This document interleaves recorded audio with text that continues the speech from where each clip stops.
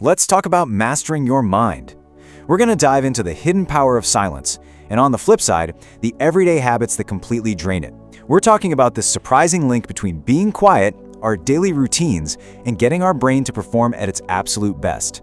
And trust me, what we uncover might just change how you see things. I'm Rix, and this is Brainwave.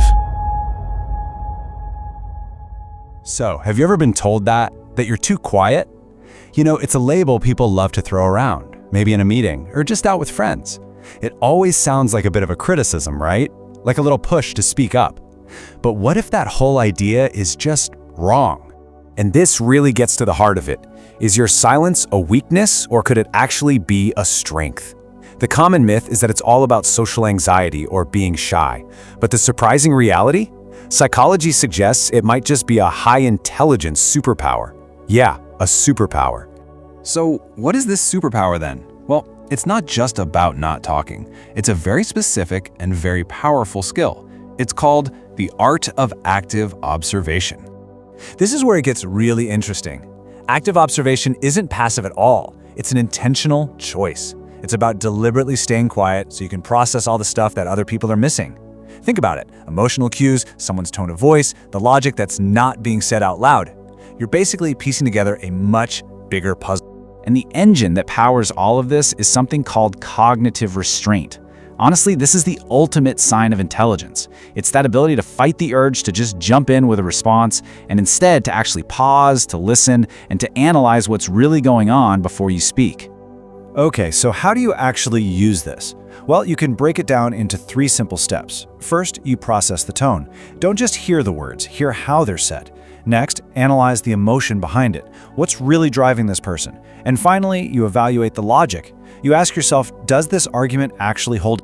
So here's the thing. We all have this potential superpower inside of us. But, every superpower has its weakness, right? There's always a kryptonite, something that can totally drain its power without us even noticing. And that brings us to the second part of this. The secret brain drains. We're talking about those little everyday habits that are quietly sabotaging your mental energy. And here are some of the biggest culprits. They look so harmless, don't they? I mean, who doesn't check their phone first thing in the morning? Or have a sleep schedule that's a little all over the place? Skipping breakfast, multitasking. We just brush these off, but each one is like a tiny leak in your brain's fuel tank, slowly draining your power. But why? Why did these simple little habits have such a massive impact? Well, let's look at the actual science behind this mental drain. Okay, so one of the big reasons is something called serotonin activation. In the morning, your brain naturally wants to release serotonin to help you feel focused and good. But when the very first thing you do is grab your phone, you're just flooding your brain with notifications and demands, and you basically block that crucial brain boost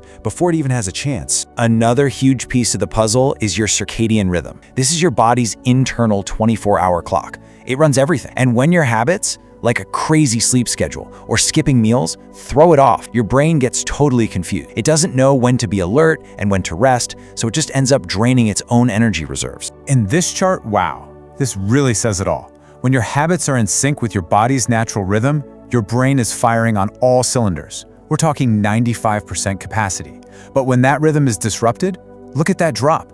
Your brain power can plummet to almost half. That is the very real difference between a sharp, focused day and feeling like you're just wading through mental fog. So, what do we do with all this? How do we bring these 2 ideas together? Well, mastering your mind isn't just about one thing. It's a 2-part mission. You have to cultivate your power, and you have to cut out the drain. This quote from the research really nails it. Smart people don't just stay quiet for the sake of it. They talk less so they can observe more. It's a strategy. It's about taking in more information than you're giving out. And really, that's the ultimate takeaway. Cognitive mastery is a 2-sided coin. It's about what you do, the skills you build, like active observation. And it's just as much about what you don't do, the bad habits you choose to eliminate, like grabbing your phone the second you wake up. So I'll leave you with this question. Now that you know all this, what's one thing you're gonna observe more closely today? Maybe it's a conversation, maybe it's a meeting, or maybe it's just one of your own habits. What's it gonna be?